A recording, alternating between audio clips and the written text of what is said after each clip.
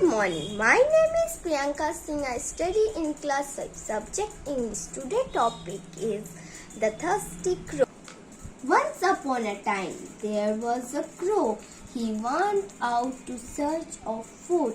It was a hot summer day, and the crow fly very thirsty. He looked around here and there. Suddenly he saw a pot. He went near the pot and saw a little water in it. Then he thought of any idea.